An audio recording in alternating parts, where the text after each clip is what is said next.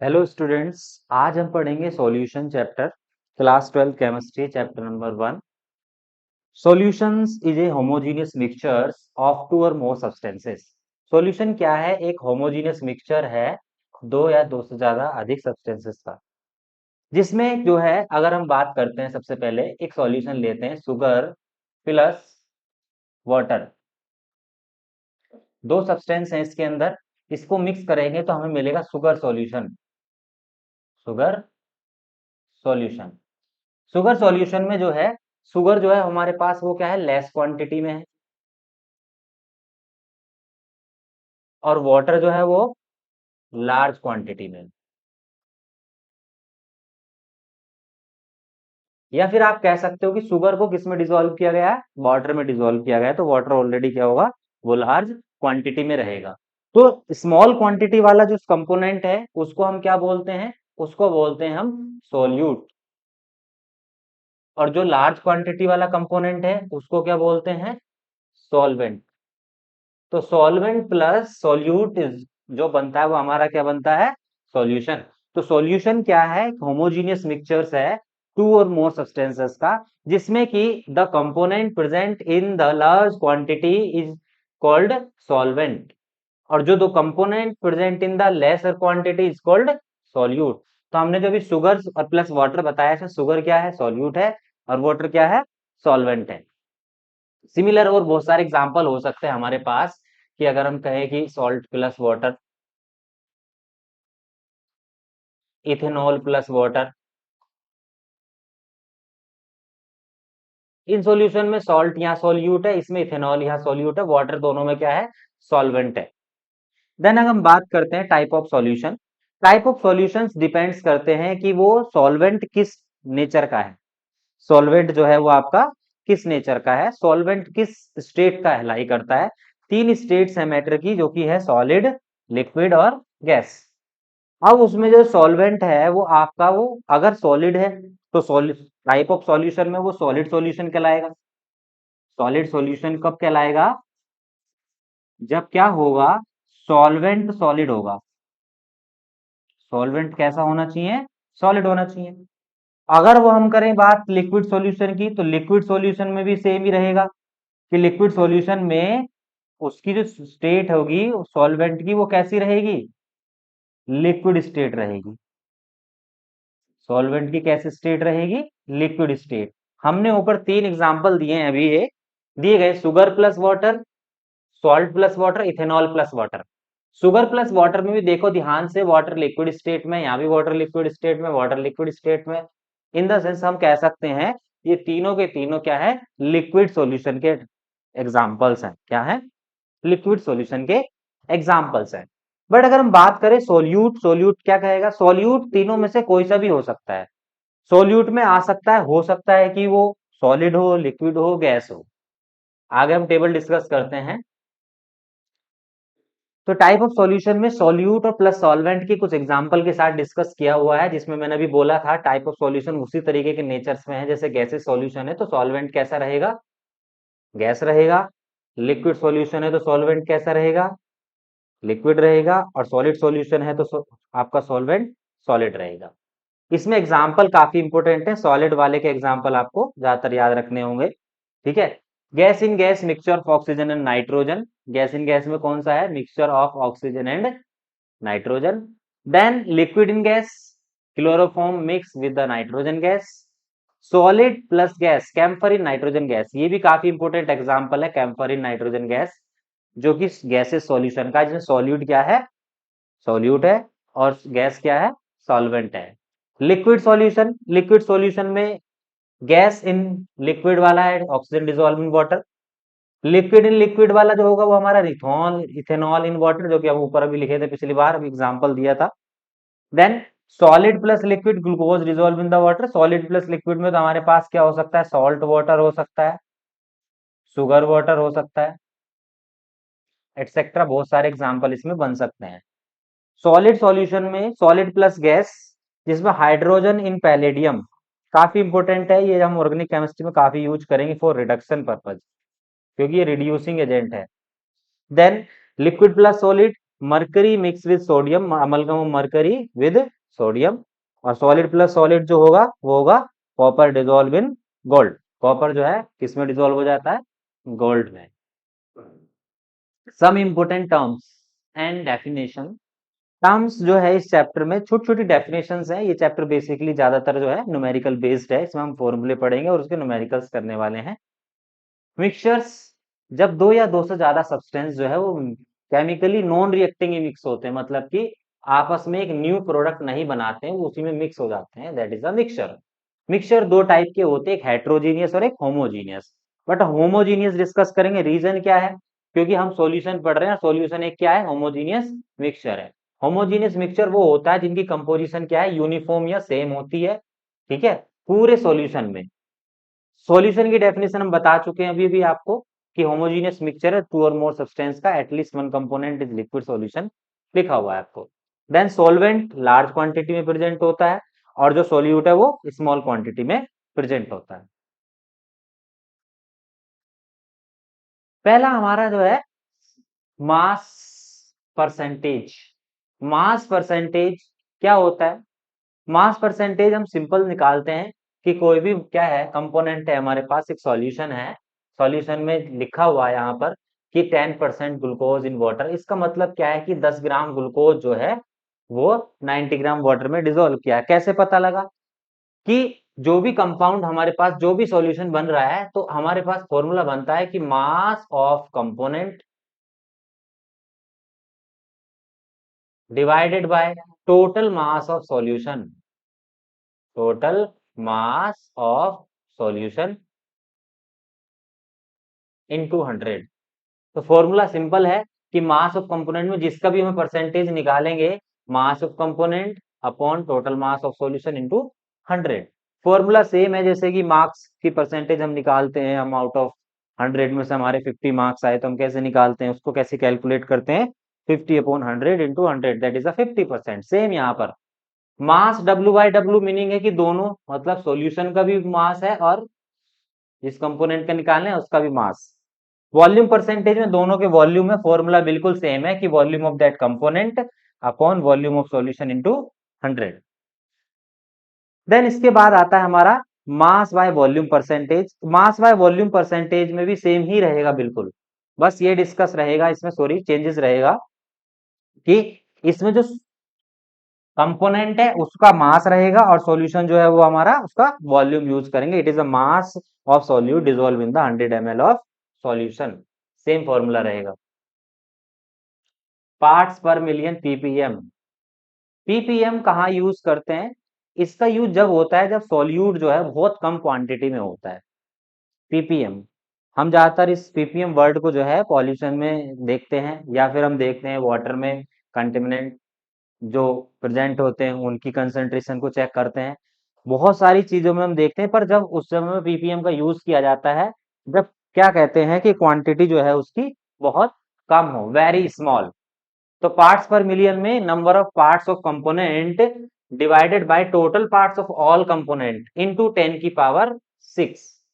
10 की power 6 million के लिए रिप्रेजेंट कर रहा है, ठीक है। नेक्स्ट सिमिलरली यहाँ पर बहुत सारे क्वेश्चंस बने हुए हैं, जैसे कि एक एग्जांपल दिया गया है कि 5.8 ppm O2 is dissolve in sea. It means 5.8 gram O2 dissolve करता है 10 की पावर 6 ग्राम सी वाटर में। The concentration of pollutant in water atmosphere express in the ppm। तो मैंने अभी बताया था आपको कि जब हम क्या करते हैं ऐसी जगह पर, सॉरी ऐसी क्वांटिटी की क्या है कंसंट्रेशन बताते हैं जो very very very very less quantity में पाया जाता है, जैसे कि पॉल्यूशंस में हम देखते हैं, या फिर हम एटमॉस्फेयर में देखते हैं, वाटर में ऑक्सीजन कंसंट्रेशन देखते हैं, ऐसी जगह पर पीपीएम का यूज किया जाता है। Mole fraction. मोल फ्रैक्शन जो है, मोल्स, नंबर ऑफ मोल्स आपको पता होने चाहिए क्या होता है। सबसे पहले हम बात करेंगे नंबर ऑफ मोल्स की। अगर हम नंबर ऑफ मोल्स देखें तो नंबर ऑफ मोल्स कैसे निकलते हैं?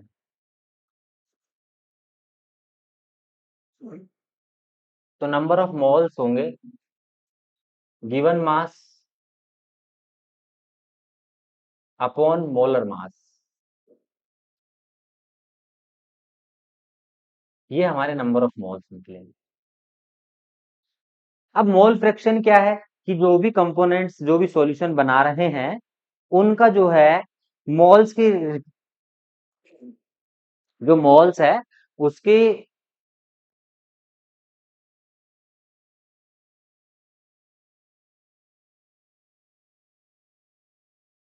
जो मोल्स है उनका जो फ्रैक्शन है वो कितना है, मतलब कि वो कितने कितने परसेंट है एज ए मोल। ठीक है, तो मोल में हम देखते हैं तो मोल में क्या लिखा जाता है, number of moles of the components, मतलब कंपोनेंट्स का इन द सेंस जिसका भी हम मोल्स का फ्रैक्शन निकालेंगे उस कंपोनेंट के कितने मोल है सॉल्यूशन के अंदर, और total moles of all components.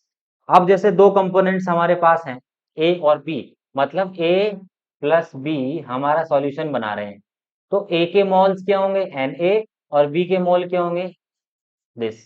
तो हमारे पास दोनों के मोल्स हो गए। इन दोनों के अगर मैं देखूं कि अगर मुझे निकालना हो ए का मोल फ्रैक्शन तो क्या होगा, ऊपर देंगे ए के मोल्स अपॉन टोटल दोनों के मोल्स का सम, तो ये होगा मोल फ्रैक्शन रेशियो में। देन बाइनरी मिक्सचर जिसमें कि number of moles A and B N A B दिया गया है, आपका फॉर्मूला वही है कि ए का निकाल रहे हैं तो ए के मोल्स ऊपर रहेंगे हमारे, और बी का कैलकुलेट कर रहे हैं तो बी के मोल्स हमारे वो यूज करेंगे। बट वेरी इंपॉर्टेंट है कि आप जितने भी कंपोनेंट यूज कर रहे हैं उनके मोल फ्रैक्शन का सम जो होता है वो ऑलवेज भी 1 होता है। अब अगर तीन कंपोनेंट हुए हमारे पास जैसे कि ए प्लस बी प्लस सी, इन तीन से कंपाउंड बन रहा है हमारा कोई सॉल्यूशन, तो इनके जो मोल फ्रैक्शन होंगे तीनों के मोल फ्रैक्शन का सम क्या होगा, वो क्या होगा 1 होगा। जितने भी कंपोनेंट होंगे तो उसमें सभी के मोल फ्रैक्शंस का सम 1 होता है। इसके हम आगे न्यूमेरिकल करने वाले हैं। मोलरिटी, मोलरिटी और molality, it's very very important topic. अब काफी इंपॉर्टेंट टॉपिक है, यहाँ से अब शुरुआत हो जाती है आपकी कुछ क्वेश्चंस की, इस पे डिस्कस करेंगे इसके बाद हम कुछ क्वेश्चंस। मोलरिटी, मोलरिटी सिंपल है, मोलरिटी में भी मोल्स की यूजेस होता है। मोलरिटी की डेफिनेशन क्या है कि number of moles of solute dissolve in 1 litre solution. क्या है कि कितने मोल्स जो हैं सोल्यूट के 1 लीटर सॉल्यूशन में डिसॉल्व हैं, number of moles dissolved in 1 litre, किसके, सॉल्यूट के। तो फॉर्मूला क्या बनेगा हमारे पास, अब फॉर्मूला क्या है, number of moles of solute upon volume of the solution in litre. अब हम इसको जो है इस तरीके से तो यूज करेंगे तो नंबर ऑफ मोल्स अलग से निकालने पड़ेंगे हमें, सारी चीजें अलग से करनी पड़ेंगी। तो मोलरिटी को हम बताते हैं, मोलरिटी नंबर ऑफ मोल्स क्या होता है, गिवन मास सॉल्यूट का W2 molar mass upon solution जो है हमारे पास उसका वॉल्यूम, तो वॉल्यूम है सॉल्यूशन और उसको 1000 से डिवाइड करेंगे, क्यों, क्योंकि वो लीटर में होना चाहिए। अब इसको अगर हम सॉल्व करते हैं तो हमारा जो फॉर्मूला बनता है W2 into 1000 1000 upon M2 into V, this is the formula. तो मोलारिटी का जो फॉर्मूला है वो आपको ये याद रखना पड़ेगा, इसको आप लिख लेंगे अपनी कॉपी में, इसके नीचे just W2 into 1000 upon M2 into V। इसके जो हम यूज करते हैं यूनिट कैपिटल एम में रिप्रेजेंट करते हैं, ठीक है, मोल्स पर लीटर में। मोलालिटी यहाँ पर जो है number of moles of solute पर केजी ऑफ सॉल्वेंट, यहाँ सॉल्यूशन का यूज ना करके सॉल्वेंट का करते हैं, ठीक है। तो फॉर्मूले में वही सेम रहेगा, number of moles of solute क्या निकलते हैं W2 अपॉन M2 अपॉन, अब केजी होना चाहिए सॉल्वेंट, सॉल्वेंट क्या है W1 अपॉन केजी में तो 1000। सेम इसको अगर हम सॉल्व करते हैं तो हमारे पास क्या बनता है W2 into 1000 upon M2 into W1, ठीक है। तो मोलालिटी का जो फॉर्मूला होगा वो क्या होगा, W2 into 1000 upon M2 into W1, where. अगर हम देखें इसमें क्या क्या चीजें हैं तो वेयर वाले पार्ट को हम थोड़ा लिख लेते हैं कि कौन कौन सी चीज क्या है, W2 M2 दोनों में को एक जगह कर लेते हैं। तो दोनों के केस में अगर हम थोड़ा सा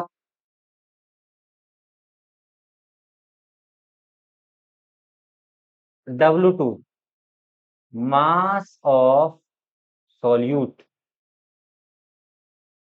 M2 molar mass of solute, molar mass of solute, then W1 mass of solvent, और हमने ऊपर वाले फॉर्मूले में यहां यूज किया है V, तो V क्या है, वॉल्यूम ऑफ सॉल्यूशन। रिप्रेजेंटेशन में आपको याद रखना है W2 या फिर WB यूज कर सकते हैं, ये हमारे पास 2 और B जो यूज किया जाता है वो सोल्यूट के लिए, और W1 और WA भी यूज किया जा सकता है, दैट इज द सॉल्वेंट का मास है। तो 1 और 2 में इसमें रिप्रेजेंटेशन आपको याद रखना पड़ेगा। देन एक केस है, स्पेशल केस, अगर हम देखें थोड़ा सा समझें कि मोलालिटी जो है वो ज्यादा प्रेफर की जाती है केस, ठीक है, बट मोलारिटी ज्यादा प्रेफर नहीं की जाती। क्यों? क्योंकि मोलारिटी जो है टेम्परेचर डिपेंडेंट होती है। मोलारिटी में जब सॉल्यूशन है, जो उसका वॉल्यूम होता है, और वॉल्यूम जो है वो टेम्परेचर पर चेंज हो सकता है, वॉल्यूम जो है वो टेम्परेचर पर चेंज हो सकता है, और वॉल्यूम टेम्परेचर पर चेंज होगा तो उस वो भी चेंज होगी। तो इसलिए जो है molality prefer over the molarity. क्यों? क्योंकि does not change on the temperature, ठीक है, तो टेम्परेचर पे चेंज नहीं होती है। तो इस केस में आपको जो है ये वाली जो लाइंस है, ये वाली आपको याद कर लेनी है।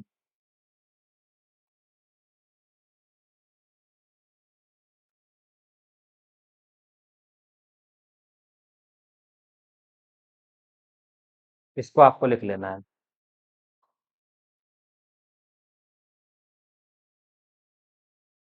पहला क्वेश्चन हमारे सामने आ चुका है, important question and PYQ from this topic, जो हमने टॉपिक अभी ऊपर पढ़े हैं। Calculate the mole fraction of ethylene glycol. Ethylene glycol का हमें जो है मोल फ्रैक्शन बताना है, जिसमें फॉर्मूला दिया है C2H6O2 in solution containing be 20% of C2H6O2 by mass हमें सब कुछ दिया हुआ है। तो हम 20% सॉल्यूशंस की बात करने वाले हैं। तो 20%, जब आपको मास दिया ही नहीं है तो वहां कंसिडरेशन दी करनी पड़ेगी। तो 20% जो है लिखते हैं 20%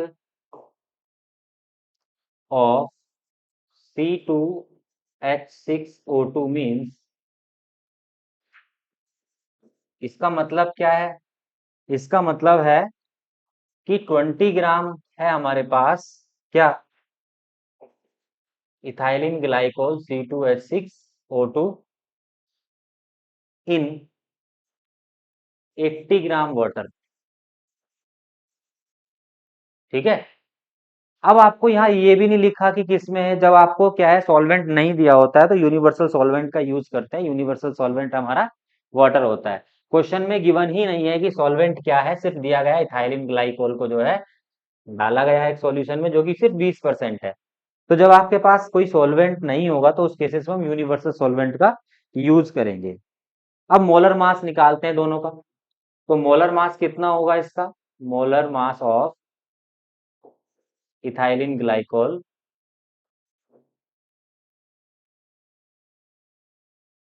तो कार्बन का 12 होता है, that is 24 plus 6 plus 32, it means 62 gram. Similarly molar mass जो है वो वाटर का तो आपको पता होगा, वाटर का क्या होता है, H2O होता है, molar mass of water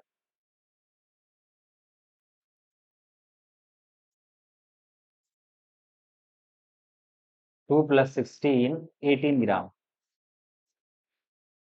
moles of ethylene glycol कितने प्रेजेंस हैं, moles of ethylene glycol C2H6 कितने आएंगे?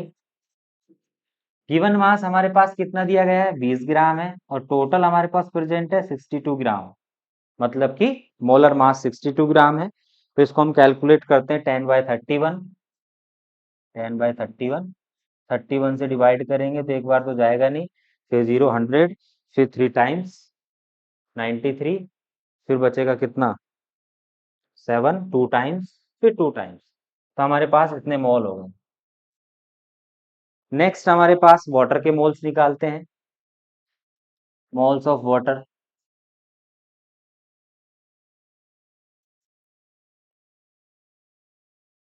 तो वाटर के मोल्स कितने आएंगे? हमारे पास मास 80 ग्राम है और मोलर मास 18 है, तो ये बन जाएगा 40/9। 40/9। 9 से 4 टाइम तो जाएगा ही जाएगा, तो 4.44 ही चलता रहेगा मोल। अब हमारे पास मोल्स आ गए हैं, मतलब हम कह सकते हैं कि हमारे पास जो NB है, मतलब कि मोल्स ऑफ सोल्यूट, वो है 0.322। देन मोल्स ऑफ सॉल्वेंट जो है वो है 4.44। अगर हम मोल फ्रैक्शन निकालें किसका,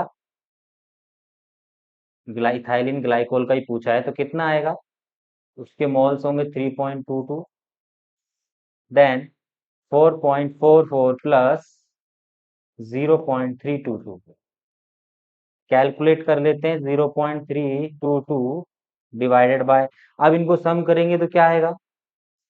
267, 4 डेसिमल से डेसिमल हम हटा देंगे, तो हमारे पास क्या बचेगा? 322, 4000 डेसिमल लगाएंगे तो 0 टाइम्स 100 3000 बन गया है। तो हमारे पास ये फिर भी जाएगा नहीं, क्योंकि 3220, 4700 नहीं, जीरो फिर अगेन 30,000, तो 6 टाइम्स जाएगा। देन हम कैलकुलेट करते हैं, और तो इतना आपको मोल फ्रैक्शन मिल जाएगा। देन ये XB हमारा आ गया है, तो मोल फ्रैक्शन ऑफ A कितना होगा? उस केसेस में पूछा तो नहीं है, बट आपको याद है कि X प्लस A दोनों मोल फ्रैक्शन का जो सम होता है वो 1 होता है। अब हमारे पास B है, A निकालना है, तो A को कैसे निकालेंगे? हम 1 में से माइनस कर देंगे उसको, तो हमारे पास 1 माइनस 0.067, तो आंसर कितना आ जाएगा हमारे पास? 0.932।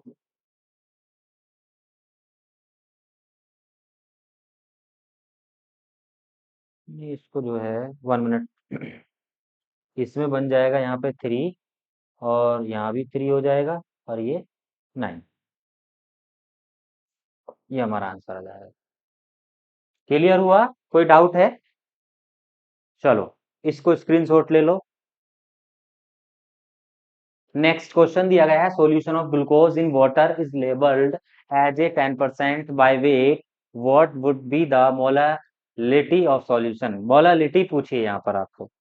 अब मोलालिटी का फॉर्मूला आपको भी हमने बताया था। मोलालिटी जो है आपको सॉल्वेंट का मास यूज करते हैं इसमें।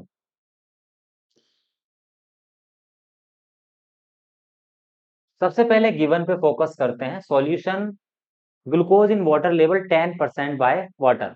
अब जो है उसने बोला ग्लूकोज कितना है, वो 10% है। तो सबसे पहले आप 10% ग्लूकोज का मीनिंग क्या है? 10% ग्लूकोज मीन्स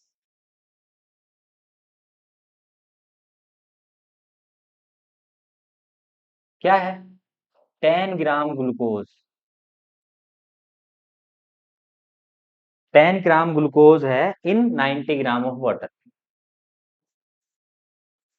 अब आपको अगर ऐसे समझ नहीं आ रहा है तो बहुत आसान है कि आप क्या कंसीडर कर सकते हो, लेट कर सकते हो सॉल्यूशन 100 ग्राम। अब उसका 10% तो 10 ही होगा, और 90 ग्राम बचा वाटर। अब हमारे पास क्या क्या मिल गया हमें? एक तो मिल गया है W2, वो कितना है? 10 ग्राम। W1 90 ग्राम। अब हमें जो है M2 गिवन दे रखा है। M2 कितना दिया हुआ है क्वेश्चन में आपको? Molar mass of solute 180 gram. Formula क्या होता है मोलालिटी का? मोलालिटी, तो मोलालिटी क्या होती है? हमने बताया था W2 into 1000 divided by M2 into W1। Solve करते हैं। W2 हमें दिया हुआ है 10 ग्राम, 1000 डिवाइडेड बाय M2 180 और 90, जीरो से जीरो हमारे कट हो गए। देन हम सॉल्व करते हैं इसको, तो हमारे पास बचता क्या है? 100 अपॉन 162 और इसको स्मॉल कट करते हैं तो 50 अपॉन जो है 81। अब इसको डिवाइड करेंगे तो एग्जाम तो जाएगा नहीं, तो 0.500 हो गया। देन इसके बाद 6 टाइम्स चला जाएगा 4800, हाँ ठीक है, 6 टाइम्स बचेगा हमारे पास रिमाइंडर कितना, then 1 m is the answer. तो क्वेश्चन में सबसे पहले आपको गिवन देखना है, गिवन के बाद आपको फॉर्मूला पुटअप करना है। फॉर्मूला था W2 into 1000 into M2 into W1। तो 10% ग्लूकोज का मतलब होता है 10%, 10 ग्राम ग्लूकोज है कितना, 90 ग्राम ऑफ वाटर में। तो हमारे पास 10 पर W2 10 ग्राम, W1 90 ग्राम, M2 आपको क्वेश्चन में गिवन है ग्लूकोज का मोलर मास। वैसे ग्लूकोज का मोलर मास आपको लर्न होना चाहिए, क्योंकि बहुत सारे क्वेश्चन में ग्लूकोज का क्वेश्चन काफी बार आता है। Calculate the molality of 2.1 gram of ethanoic acid in 75 gram of benzene. उसने बोला है कि 2.5 ग्राम है इथेनॉइक एसिड। तो क्वेश्चन सिंपल सा है, इसमें तो सीधी सीधी सारी वैल्यू दी है, हमें कंसीडर भी नहीं करना।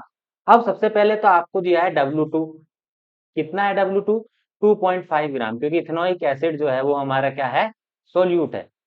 देन किसमें डिसॉल्व हो रहा है, वो W1 है, वो हमारा डिसॉल्व होगा सॉल्वेंट 75 ग्राम। अब इसमें हमें M2 कैलकुलेट करना है। अब इथेनॉइक एसिड का जो फॉर्मूला होता है वो क्या होता है, इथेनॉइक एसिड जो होता है वो क्या होता है, इथेनॉइक एसिड होता है क्या, CH3COOH, CH3COOH। तो कैलकुलेट कर लेते हैं कितना आएगा। कार्बन कितने हैं इसमें, 2 कार्बन है, तो 12 दूनी 24, प्लस हाइड्रोजन 4 है, ऑक्सीजन 2 है, 32 ग्राम। सम अप कर देंगे इन सबको तो कितना हो जाएगा ये, 60 ग्राम। तो M2 हमारा आ जाएगा वो 60 ग्राम आ जाएगा। M2 हमारे पास 60 ग्राम आ चुका है। तो फॉर्मूला क्या होता है मोलालिटी का, तो मोलालिटी इज इक्वल टू होती है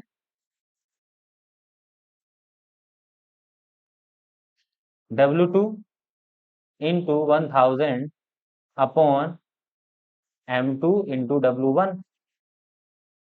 तो W2 हमारे पास कितना है 2.5 ग्राम 1000, M2 60 ग्राम और W1 75। अब इसको हमें कैलकुलेट कर देना है। अब कैलकुलेट करते हैं तो देखो, इसका डेसिमल हटाएंगे तो हमारे पास एक जीरो और लग जाएगा यहाँ पे, 75 3 टाइम्स ये चला जाएगा यहाँ से, फिर ये 2 जीरो हमारे कैंसिल आउट हो जाएंगे। तो हमारे पास बचेगा 10/18, या कह सकते हैं 5/9। 9 से इसको डिवाइड करते हैं तो क्या बनेगा हमारे पास, 0.5 टाइम्स 45, फिर 5 टाइम्स 45, बस यही आंसर हमारा हो जाएगा। तो इसकी यूनिट स्मॉल m हमारी होती है। तो मोलारिटी जो है, मोलालिटी हमारे पास कितनी आ गई इस कॉन्स्टेंट की, 0.55 m। क्लियर हो गया।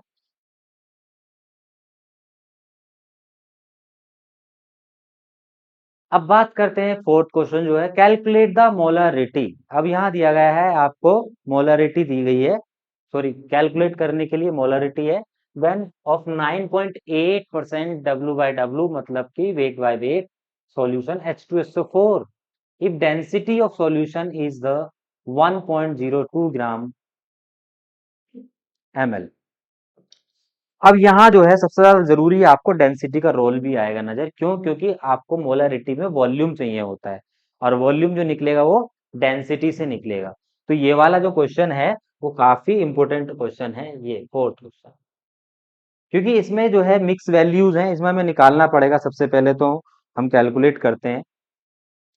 तो 9.8% का क्या मतलब है, 9.8% का क्या मतलब है, 9.8% मीन्स क्या हुआ, 9.8 ग्राम H2SO4 है। इसका मतलब सीधा सीधा है कि 9 पॉइंट कितने ग्राम है, 8 ग्राम क्या है, H2SO4 है। अब H2SO4 9.8 ग्राम है हमारे पास। देन उसके बाद डेंसिटी दी हुई है, डेंसिटी कितनी है 1.02 ग्राम।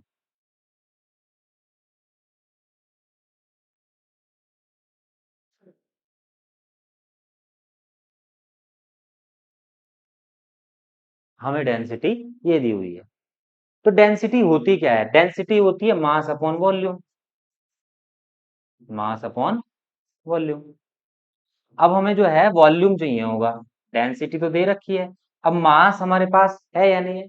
तो मास देखो क्या है, जब हमने कहा कि 9.8% का जो मतलब है 9.8 ग्राम है, तो मास ऑफ द सॉल्यूशन जो भी हमारे पास था उसको 100 ग्राम कंसीडर करना था हमें।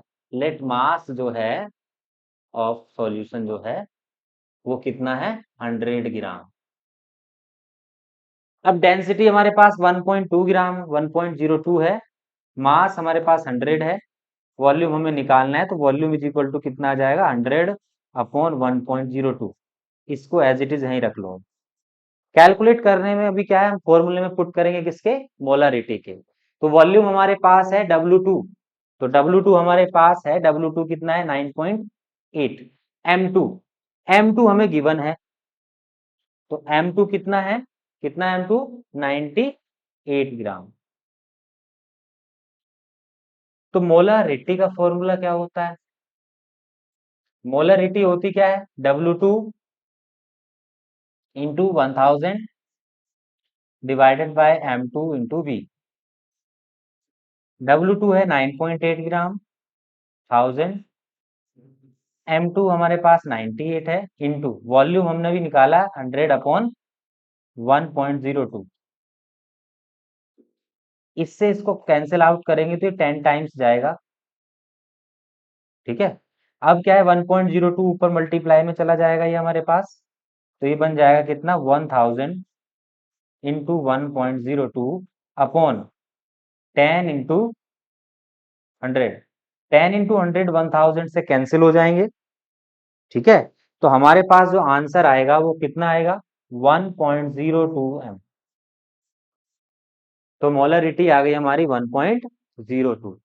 कैलकुलेशंस थोड़ी सी स्मूथ करने के लिए आपको याद रखना है चीजें, कि जब हमें फाइनल आंसर ये वॉल्यूम चाहिए ही नहीं था तो इसको क्यों कैलकुलेट करना है, इसको हम क्या करेंगे फॉर्मूले में ही सब्स्टिट्यूट करेंगे, जिससे यहाँ पे हमें आसानी हो गई कि ये ऊपर चला गया और ये 100 से इसके साथ कैलकुलेट होकर पूरा 1000 कैंसिल आउट हो गया। अब इसको हम यहाँ डेसिमल में कैलकुलेट कर देते, वहां भी डेसिमल में, और कैलकुलेशन क्या हो जाती, वो इंक्रीज हो जाती। नेक्स्ट क्वेश्चन है हमारा, ए solution of glucose. Solution of glucose, अभी ग्लूकोज के बारे में भी हमने बात की थी। ग्लूकोज का मोलर मास आपको याद कर लेना है 180 ग्राम। तो in water level 10% by mass, molarity and molarity दोनों कैलकुलेट निकालने हैं। अब दोनों कैलकुलेट करने सबसे पहले बात करते हैं 10% पे। तो 10% के लिए क्या दिया हुआ है, डेंसिटी भी आपको गिवन है, तो लेट करते हैं कि सॉल्यूशन कितना है, वो कितना है 100 ग्राम है। 100 ग्राम है तो इसका मतलब ग्लूकोज कितना होगा उसके अंदर, क्योंकि ग्लूकोज दिया हुआ कितना है, कितना गिवन है वो 10%, 10% का मतलब 10 ग्राम, ठीक है। अब आपके पास W2 मिल चुका है, वो कितना है 10 ग्राम है। M2 आपको गिवन है, वो 180 ग्राम है, ठीक है। अब उसके बाद जो है W1, सॉरी W2 दिया हुआ है, W1 कितना आएगा, W1 के लिए देखो, जब 100 ग्राम सॉल्यूशन है और क्या कहते हैं 10 ग्राम ग्लूकोज है, तो W1 कितना आने वाला है 100 ग्राम माइनस 10 ग्राम, मतलब कि 90 ग्राम। अब हमारे पास जो है मोलारिटी निकालने के लिए तो सारी वैल्यूज हमें मिल गई हैं, जबकि मोलारिटी निकालने के लिए हमें चाहिए होगा क्या, वॉल्यूम। तो वॉल्यूम यहाँ निकाल लेते हैं सबसे पहले। तो डेंसिटी क्या दे रखी है हमें, मास अपॉन वॉल्यूम होती है। डेंसिटी कितनी है 1.2 है, मास हमने 100 लिया है, और वॉल्यूम, तो वॉल्यूम भी हमारे पास कैलकुलेट होकर आ गया है, वॉल्यूम हो जाएगा 100 अपॉन 1.2। इसको यहीं पर ऐसे ही रख लेंगे आप। अब सबसे पहले हम कैलकुलेट करते हैं क्या, मोलालिटी। तो मोलालिटी क्या होगी, मोलालिटी का फॉर्मूला होता है W2 × 1000 upon M2 × W1। Calculate करेंगे तो W2 कितना है हमारे पास 10 ग्राम है, M2 कितना है 180 ग्राम है, W1 कितना है 90 ग्राम है। अभी हमने क्वेश्चन किया हुआ था इस तरीके का same.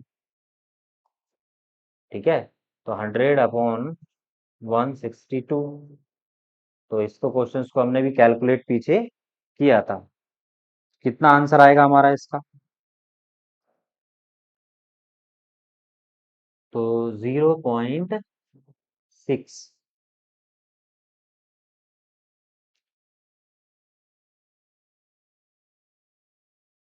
Then molarity. Molarity molarity के लिए फॉर्मूला क्या होता है? W2 × 1000। जहां हम यूज करते हैं सॉल्वेंट का मास, वहीं पर हम सॉल्यूशन यूज का वॉल्यूम यूज करते हैं बस। बाकी वैल्यूज चेंज है, 10 सेम है, 10 × M2 180 है। और वॉल्यूम की जगह हमने वैल्यू यूज की हुई है 100/1.2। 1.2 इधर ऊपर चला जाएगा आपका, यहाँ से ये जीरो कट गया। ठीक है, दो जीरो में यहाँ से कट ही कर देता हूँ। तो ऊपर हमारे पास आ जाएगा 10 × 1.2 अपॉन 18। 1.2 10 की मल्टीप्लाई करेंगे तो क्या आ जाएगा वो 12। 12/18, 12/18 मतलब 2/3। और 2/3 का जो आंसर आता है वो आपका कितना आता है 0.66।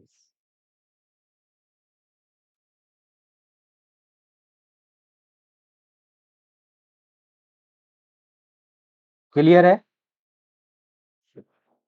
ऐसे क्वेश्चन आपको पेपर में मिलेंगे कि दोनों चीजें कैलकुलेट करनी है, जिसमें डेंसिटी आपको दी रहती है किसको निकालने के लिए, मोलारिटी को निकालने के लिए, जबकि मोलालिटी को निकालने के लिए आपको सारी चीजें इसमें क्वेश्चन में गिवन थी already. A solution obtained by mixing 300 of 25% solution and 400 gram of 40% solution by mass, calculate the mass percentage। ये क्वेश्चन तो सिंपल सा क्वेश्चन है कि हम उसका निकालेंगे और देखेंगे कितना हमारा सॉल्यूशन बना है और देखेंगे कितने परसेंटेज हमारा आया है। तो पहले 300 ऑफ 25% सॉल्यूशन लिखा है। 300 ग्राम जो है वो 25 ग्राम परसेंट सॉल्यूशन का है। तो 300 ग्राम 25% सॉल्यूशन का हम निकाल लेते हैं। तो 300 ग्राम है आपका और वो है 25% सॉल्यूशन। तो 75 ग्राम आपको मिलेगा यहाँ पर। देन इसके बाद 400 ग्राम कितने का परसेंट है 40%। 160 ग्राम। अब टोटल सोल्यूट कितना हो गया हमारा, दोनों को कंबाइन कर दो तो सोल्यूट बनेगा 75 + 160 मतलब 235 ग्राम। सोल्यूट हमारे पास 235 है और टोटल जो सॉल्यूशन है वो कितना है? सॉल्यूशन तो टोटल कितना है 400 और 300। तो सॉल्यूशन है 300 ग्राम प्लस 400 ग्राम मतलब 700 ग्राम। मास परसेंटेज आपको निकालना है। तो mass percentage of solution, solute की कितनी होगी सॉल्यूशन में 235 है, टोटल हमारे पास 700 है, इंटू 100। टू जीरो से टू जीरो कैंसिल, 7 से इसको हम डिवाइड करेंगे। 7 3 = 21, फिर 7 3 = 21, फिर 7 5 = 35।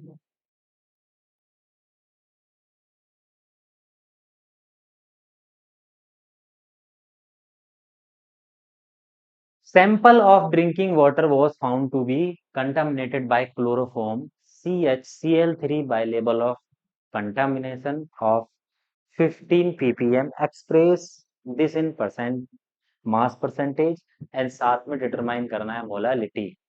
अब देखो क्वेश्चंस में जो है आपको थोड़ा समझना पड़ेगा। पीपीएम की हमने बात की थी, ठीक है? तो पीपीएम में 15 पीपीएम का क्या मतलब है? पीपीएम में हमने पढ़ा था। तो 15 पीपीएम का क्या मतलब है? 15 पीपीएम, तो 15 पीपीएम का मतलब है 15 ग्राम था। 15 ग्राम जो भी सोल्यूट है वो हमारा वो कंटामिनेटेड जो भी कर रहा है सोल्यूट इन किसमें, वो 1 मिलियन था ना, पीपीएम में पार्ट्स पर मिलियन, तो 10⁶ ग्राम में था बस। तो हमारे पास मास परसेंटेज क्या आएगा, मास परसेंटेज तो 15 ग्राम कंटामिनेंट है, टोटल 10⁶ ग्राम में है, और इंटू 100। अब 100 से ऊपर जाएगा तो हमारे पास जो है 2 पावर और कट जाएगा, तो 15 इंटू 10⁻⁴ हमारा मास परसेंटेज निकलेगा। अब बात करेंगे किसका, मोलालिटी का। मोलालिटी में हम निकालते हैं, मोलालिटी में क्या दिया हुआ है हमारे पास, क्लोरोफॉर्म है और हाँ मोलालिटी। तो सबसे पहले हमारे पास W2 तो 15 ग्राम है, W2 है वो 15 ग्राम है। तो मोलालिटी को निकालने के लिए हम, W2 है हमारे पास 15 ग्राम, ओके, और W1 जो है वो हमारे पास कितना है, वो 10⁶ ग्राम। और M2 निकालना होगा क्लोरोफॉर्म का, क्लोरोफॉर्म का M2 निकालेंगे, CHCl3 जो है, CHCl3, तो कार्बन 12, हाइड्रोजन 1, और 3 क्लोरीन है, तो 3 क्लोरीन है तो 3 इंटू 35.5, तीनों को समअप करेंगे तो 119.5 ग्राम हमारा आ जाएगा। कैलकुलेट करते हैं, फॉर्मूला क्या होता है, फॉर्मूला होता है W2 इंटू 1000 अपॉन, अब यहाँ अभी ये क्वेश्चंस बन सकता है, छोटा सा पूछ सकते हैं बच्चे कि क्या कहते हैं कि सर जो 15 ग्राम सोल्यूट है पर सॉल्वेंट जो है वो आपका सॉल्यूशन दिया हुआ था 10⁶ में, मतलब है तो क्या है कि नेग्लिजिबल हो सकता है, क्योंकि 10⁶ ग्राम बहुत बड़ा नंबर है, तो वहां हमने सेम ही क्या है W1 रखा है इस क्वेश्चन में, तो M2 इंटू W1। इस केसेस में हमारे पास 15 ग्राम है, यहाँ 10⁻2 लिख देता हूँ, और ये 119.5, और ये 10⁶। इसको सॉल्व करेंगे, ये तो ऊपर कैलकुलेशन में 10⁻⁻4 हो जाएगा, बट 15 अपॉन इसको हम सॉल्व करेंगे तो ये हमारा 1.10⁻3 है यहाँ पर, तो ये हो जाएगा 1.25 इंटू 10⁻⁴।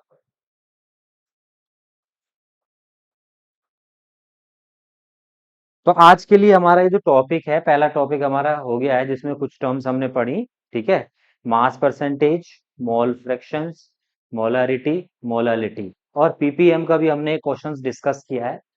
तो नेक्स्ट क्लास में हम कराएंगे सोल्यूबिलिटी, जिसमें हम हेनरी लॉ, रॉल्ड्स लॉ पढ़ेंगे, और उसके भी पीवाईक्यू प्लस कुछ इंपॉर्टेंट क्वेश्चंस करेंगे, ठीक है, थैंक यू।